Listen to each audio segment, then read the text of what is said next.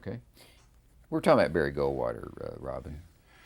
Yeah, we really liked Goldwater. We didn't think compared to Lyndon Johnson, he was the best guy to be president. I don't know whether we were right or not, but that was my private opinion. But he was, as a human being, he was wonderful, and we really enjoyed being with him. That trip, we came back and we stood under the wing of his private plane. He didn't fly it; he had a woman who flew it because he'd been drinking. But stood under the wing, and we had a bottle of tequila, and we passed the bottle of tequila around Peggy Goldwater, Barry Goldwater, Charlie Moore of the New York Times, Walter Mears of the AP, and me, just until we finished it and then went home. He, it wasn't at all surprising when he lost, but years later, when he announced he was retiring from the Senate, I went down to Washington from New York to interview him for our program. It was a kind of nostalgic, looking back on it all now, Senator in the presidential campaign where I knew you so well, and so on. And we did that nice nostalgic interview. And then he said, the interview was very stiff with arthritis, and he was sitting in his office with his hands on his cane like this, and he said to me, well, aren't you going to ask me about the Iran arms sales? And it had just been announced the Reagan administration had sold arms to Iran. And I said, well, if I ask you, what would you say? And he'd say, I'd say it's the goddamn stupidest foreign policy blunder this country's ever made. I said, turn on the camera. I turned on the camera, and he said exactly that. So, by coincidence, Jim Lehrer was going to the White House to have lunch with Reagan. Reagan, the administration, needing to mend a few fences with the press at the time, was inviting 2 or 3 reporters at a time for lunch. And in pausing the conversation, Lehrer said, Mr. President, my colleague's just been talking to Barry Goldwater, and he says this is the blah, blah, blah, blah, blah. Reagan went white. Aides called in messages. Later that afternoon, Reagan held the first press conference distancing himself from this whole thing. Ed Meese taking charge of the spin control and everything. Well, we led the show that night with Goldwater and with Reagan's reaction. Goldwater had a fundamental kind of honesty about him, kind of like a John McCain, even when it often wasn't in his own best interest. And the thing that really got to me, one of the details of that was that with all his credentials as a conservative Republican, he really stood up for gay rights.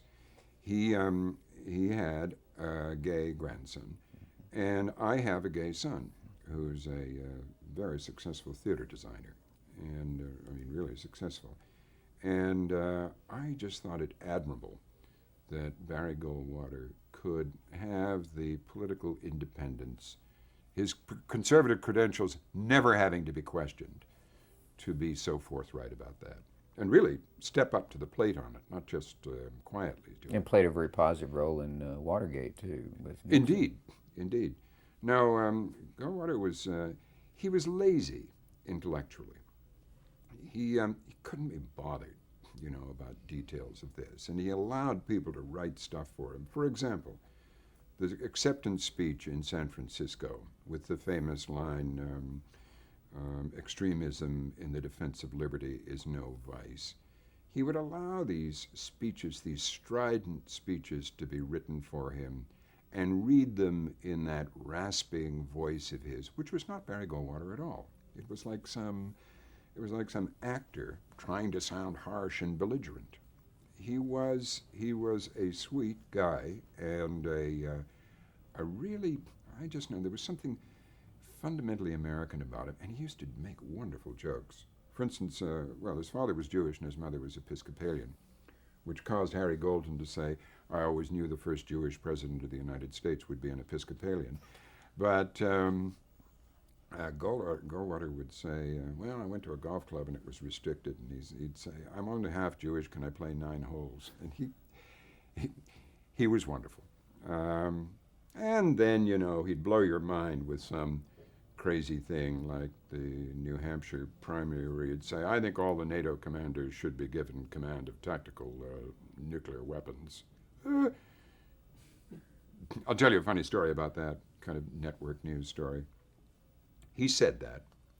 I called up NBC in New York, and told them immediately, did a radio report. And they said, get down here as fast as possible with the film. I want to put it on the Huntley Brinkley Show.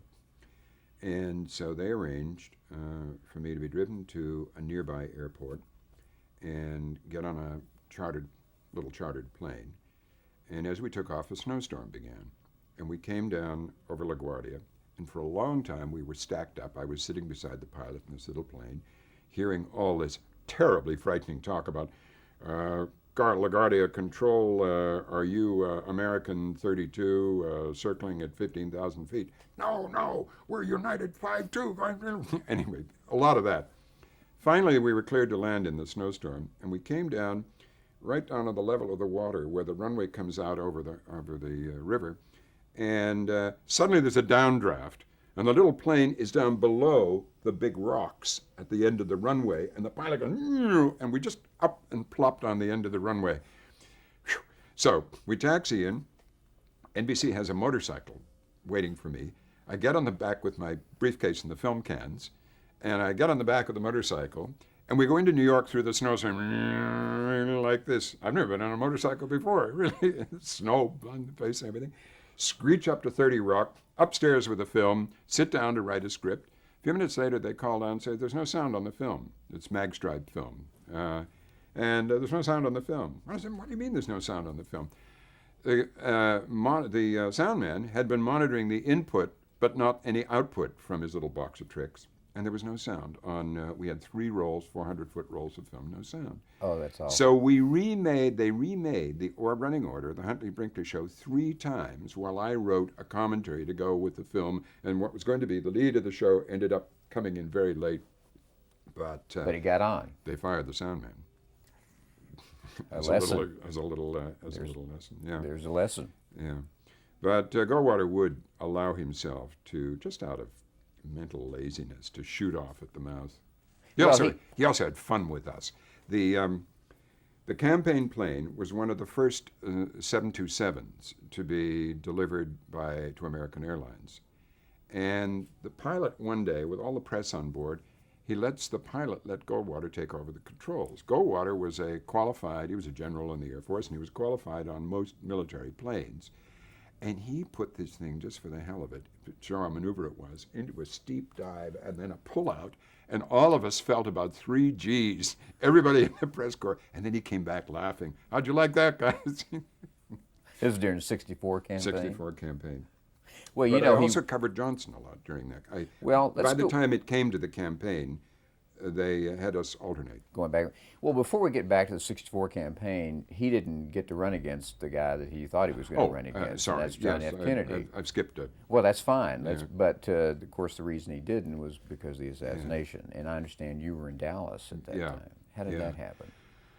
I was the White House #2 correspondent. Sandra Van Ocker was the #1. And they called a conference on Vietnam in Honolulu. And Salinger went to it, and the generals came from Vietnam, and the ambassadors, and I think Dean Rusk went to Honolulu. They all had this big high-level conference because things had begun to go nasty. I can remember being in Hyannis in the summer of '63, one of those weekends, and I was playing tennis with Salinger. And there was a Secret Service man standing by the tennis court with a telephone. And every game or so, Salinger would have to stop and get called over the phone. And there was Kennedy sitting in a chair, a deck chair over there, fuming at the New York Times and at David Halberstam, because here they were saying, it's not happening, and what's the point of all this, and blah, blah, blah. And the first serious questioning of the policy. And anyway, they called this big conference on Vietnam in Honolulu. All the #1s and everything went to Honolulu, so the trip to Dallas fell to me when the president took the Texas trip. My first big presidential trip other than to Hyannis. And you feel very puffed up as a reporter the first time this happens. Your luggage has on it trip of the president with the White House seal and it's all handled by the White, it's all. After a while, you get used to it. But did the press fly in Air Force One at that time, or did you fly in another? The pool flew in Air Force One. It's okay. But I wasn't. I was pulled on a couple of legs of that early on, and that was, of course, the trip where not only was all the feuding going on between the various factions in Texas, Senator Yarborough and John Yarborough, Connally. yeah, and Connolly and everybody, and Jim Wright and so on. But Mrs. Kennedy emerged as the star. I mean, she who'd been so reluctant to campaign before and had gone into a real sort of decline after the birth and early death of the little boy and so on. She just shone. She sort of blossomed, and it was wonderful. I mean, I was in those days before the assassination. You could get extremely close to the president or Mrs. Kennedy. You know, the Secret Service knew you, and they knew who you were, and nobody worried about it. Mrs. Kennedy spoke. I've forgotten where it was the night before, Austin, maybe, to a Spanish group, and she spoke in Spanish. And she was sitting standing at a table, and I was sitting right down beside her on the floor, just making notes, and the cameras were grinding away. And she was absolutely radiant. I mean, it was just extraordinary how she'd come out. And That must have been in Houston. I think that was in Houston. Houston. Yeah. And anyway, we got to Fort Worth late at night. And I got to bed about 2 in the morning. Some of the Secret Service and some of the White House press corps went off to a nightclub, but I was just too beat and didn't go. And I made my arrangements with the NBC cameraman who was traveling with us, Mo Levy, and for the next morning. And I got up early the next morning and put my bag out in the corridor for the White House to pick up, and went down to the press room and had a little, the Chamber of Commerce had put on a little breakfast, and we had the copies of the speech that the president was going to deliver later that day. And so we all marked up our speeches and wrote a little bit for a little later. Then we went to the breakfast. Then we went outside to the parking lot, and where there was a platform, and Jim Wright and Yarborough and Connolly, they were all lined up like guilty boys behind him, and the president spoke. And then he worked the crowd. And I was very close to him, almost at his shoulder, as he went around working the crowd. And it was really extraordinary, the kind of what that crowd felt for him. I mean, and he emerged from it. I walked with him, right beside him, back into the hotel. And his eyes rested on mine a couple of times. He didn't know me well, but he knew me slightly. And his eyes were absolutely cold, always really cold gray. The smile was in the crinkles and in the mouth and the big teeth, but the eyes somehow remained, I always thought, very cold and calculating. Anyway, as he walked back into the thing, he reached into his hip pocket and took out a clean handkerchief. And he said, well, that was pretty good. Very good. And he wiped his hand from shaking hands with, and the handkerchief was black from all the, and he put it back in his pocket. And then he went into the lobby of the hotel. And there was a crowd on both sides of the lobby funneling into the entrance for the breakfast, held behind ropes. And one woman, hysterical, said, I can't touch him. I've got to touch him. And like Leonardo's God. So Jim Wright reached out and he touched her with one hand and touched Kennedy with the other, as though to transmit the spark. And the woman was ecstatic. So we went into the breakfast, and everybody knows the scene there with the Chamber of Commerce, and the boys sang the Yellow Rose of Texas, the boys' choir, and they tried to present Kennedy with a Stetson and boots, and he wouldn't put the hat on because he would never put a funny hat on. And he made the joke about, he made the joke outside, I'm sorry, Mrs. Kennedy isn't here, but it takes her a little longer to get ready. Anyway, I was standing in the hotel kitchen, with Godfrey McHugh, who was his Air Force aide, who always traveled on Air Force One with him. And there was Mrs. Kennedy in the kitchen, waiting for the entrance. And finally, when everybody said, where's Jackie? Then made the entrance to thunderous applause, huge success, so on and so on. And it was full of good fun. And I said to Mo Levy, the cameraman, well, if nothing else happens today, we've got a story with Jackie. Why don't you take that back to the Fort Worth station, and then we'll move on. So we got in the bus that's outside and went off to the plane, the press plane, at Fort Worth. And in those days, the tradition was on the press plane, the minute the door is closed, the stewardesses, as we called them then, flight attendants, came down the aisle with a tray of Bloody Marys. And you had one. Not everybody took one, but most of us did.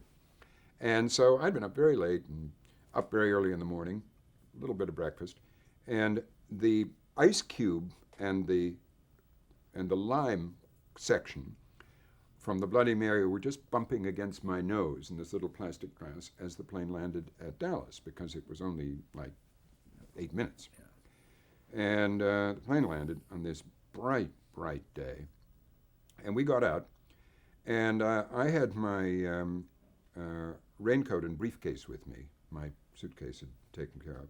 So I ran to there were 2 press buses lined up. I ran to what looked like the first press bus and put my stuff in a seat in the front, and then went back outside.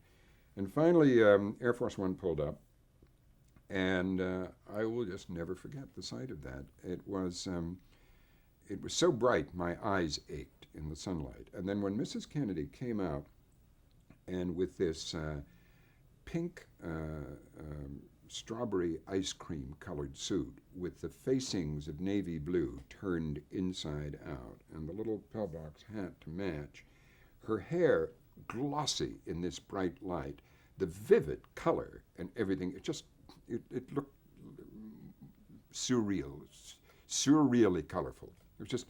It made the eyes ache to watch. And then when somebody at the foot of the plane handed her a huge bouquet of blood-red roses, the color of those roses in that bright sunlight against the pink of the suit was really startling. I felt as though I'd smoked pot or something and had all the, which I did once in Tangier, and saw what it does to your vision, your color vision. I mean, it enormously heightens your color vision. Anyway, it was as though I'd done that, and it was only one Bloody Mary. But so I followed them as they went along and shook hands along the fence. And as I said, you could get very close to them. And I was right beside Jackie when a hand reached through the chain link fence and broke one of the roses off and took it back inside. And there were people high school kids with a banner over the fence. They kind of lowered it on the president, but it was all very jocular and easy. And then they got into the limousine.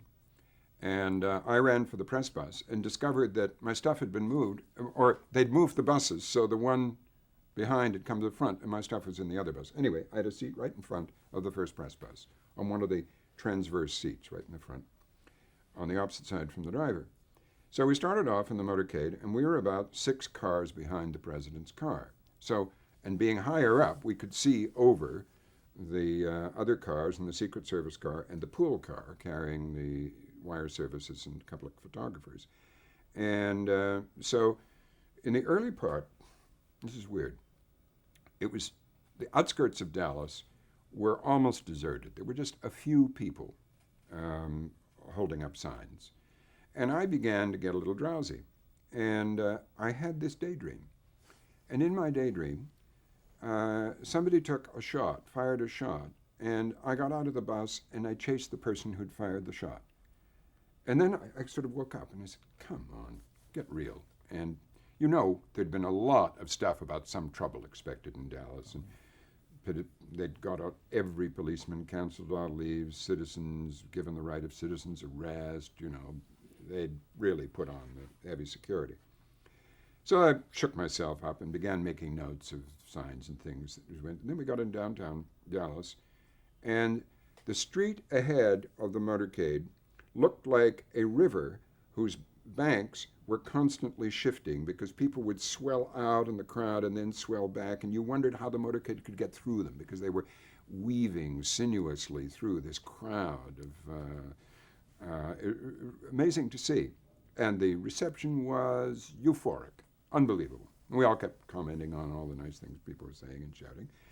And we got down to the end of the main street just before the turn into Dealey Plaza, and I got out my notebook and began making a few notes because in a few minutes at the Merchandise Mart, or the Trade Mart, I was going to have to do an NBC News on the Hour, and I knew what pieces of the speech I wanted to excerpt. And we just turned into Dealey Plaza, and I was just figuring what I would lead on when there was a bang, and we all said, what was that?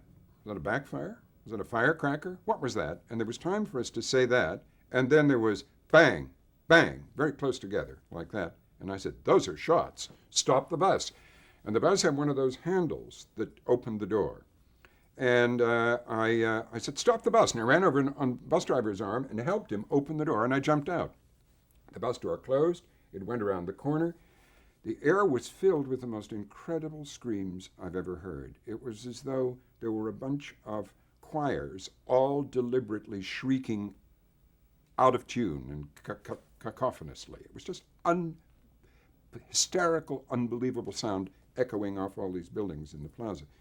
So I knew really something had happened, but I didn't think he'd been hit. I thought somebody's fired a gun as a kind of demonstration. It was inconceivable to me. So I ran around the corner, and the motorcade was just disappearing under the underpass, and then I noticed that there were people on the grassy knoll who were sitting with their children bent down and sort of half covering their children. And I noticed there were policemen and plainclothesmen with guns up running up the hill, so I ran with them. We got to the top of the hill, against the fence by the overpass, and everybody paused there for a moment and looked around, and then the cops went over the fence, so I went with them. And there was nothing there, no signs of anything, except empty railroad tracks stretching away behind with some trains parked quite far away. So I thought, geez, I better call NBC and tell them those shots were fired, and I ran back along the top looking for a place that might have a phone. And the first place that I came to turned out to be the Texas Book Depository. So I ran up the steps, and as I did, a young man in shirt sleeves, turned halfway up, came out, and I said, where's there a phone? There's been shots. Where's the phone? He said, you better ask inside. I went inside. There was another young man on a phone by a pillar, and he pointed into an office. And I went into an office. There was one of those old black phones with 4 clear Bakelite, clear lucite buttons, and 2 of them were lit up and 2 of them weren't. And I dropped one down, and I got through to NBC in about 10 seconds in New York, the news desk. I said, this is MacNeil in Dallas, urgent, urgent. And somebody said, just a minute. And he put the phone down, and I was screaming into the phone, for God's sake, come on, come on. Anyway, I did a bulletin saying shots were fired as the president's motorcade passed through downtown Dallas. It is not known if the shots were directed at the president. People screamed and lay down in the grass, da-da-da. Then I signed off, and I went outside. A policeman stopped me as I ran down the steps. I told him who I was. I had a White House badge on. And then a little black boy came along and said to the policeman and me, Mister, I seen a man with a gun up in the window there. And the policeman ran away, or started to run away, and a woman came up hysterically and said, he wasn't hit, was he? He wasn't hit? And I said, no, I don't think so. The policeman said, yes, ma'am, he was hit bad. We went over to the policeman's motorcycle, where the radio on the motorcycle was saying, taken to Parkland Hospital, severe head wounds. And I thought, oh, shit. You know, I'm supposed to be covering the president, and here I've gone off on this goose chase, chasing some gunman, and I'm miles away from the president. So I ran out into Dealey Plaza. The traffic was congealed. It was, all the horns were beeping. Police motorcycles were riding up over through flower beds and up steps. People were screaming, horns beep. It was unbelievable chaos. And I ran several streets until the farthest street feeding into the plaza, farthest away from the book deposit, the traffic was moving. So I ran in front of the first car that came along and stopped it and opened the door. I said to the young guy, I'll give you $5 if you drive me to Parkland Hospital. And he said, well, okay. And $5 was $5 then. And I got in, and he said, what's the matter? And I said, the president's been shot. He said, yeah, I heard that. I said, what do you mean you heard it? I heard it on the radio. Well, turn the radio on again. And he said, it's in the back seat. He'd heard the president had been shot on a little transistor radio, and he turned it off and put it in the back seat with a bunch of cake boxes he was delivering. Unbelievable. Anyway, I took him by the arm, I slid over by him in the seat, and I kept punching his arm, saying, drive faster, NBC will pay any fines, don't worry, go through red lights, anything. Nobody could have cared less, because all the police cars were screaming the other way at 100 miles an hour past us. I got him to stop at a gas station, and I went in and did another bulletin to NBC saying he'd been hit in the head and taken to Parkland Hospital, da-da-da. He got me to the hospital just a few minutes after the motorcade and the pool car. All the rest of the press had gone off to the merchandise mart in the buses, and they didn't turn up for a long time. So I went into the emergency room section, through the swing doors in the emergency room, and there's the emergency room desk, and there was Merriman Smith of the UP, dictating the story that won him the Pulitzer Prize that day, and the nurses all on his arm saying, "You can't use this phone, you can't use this phone," and Smitty just went on dictating the story. I went out, and there in a little anteroom, through another swing door, were 2 payphones that nobody'd noticed. And I grabbed one of them, and I had it for the rest of the day. And I got through to NBC. And then later, Bob Pierpoint of CBS turned up, and he had the one next to me. And we would get interns or doctors or nurses to hold the phone while we went in to try and find out what had happened, and talk to whoever we could, the priest who delivered the raft rites, to the various aides. No one would say anything. I said to the priest, "If you deliver the last rites, does that mean he's dead?" And he would say, "I delivered the last rites," and that's all he would say. Then the Secret Service came through and said, "Everybody out, everybody out," and Pierpoint and I ducked down. There were glass panels in the door that swung out into the main lobby. We just ducked down on our phones. I'm talking to Huntley and Frank McGee in New York. He's talking to Cronkite on the other phone. And they cleared everybody out. And then we peeked out, and here's Lyndon Johnson coming out, white as anything, surrounded by Secret Service men and aides. And we both dropped the phones, and we burst out like this. Johnson looked as though we were about to shoot him. I mean, oh my God. And the Secret Service pushed us out of the way, and Johnson just bowled his way past us. He knew us both very well. And bowled his way past us, went out. So we reported that he'd gone off. And then later, Mrs. Kennedy came out, and I was in the lobby as she came by with her hand on the coffin and the blood all over her skirt, and this extraordinary dazed look in her eyes that everybody saw. So they went off.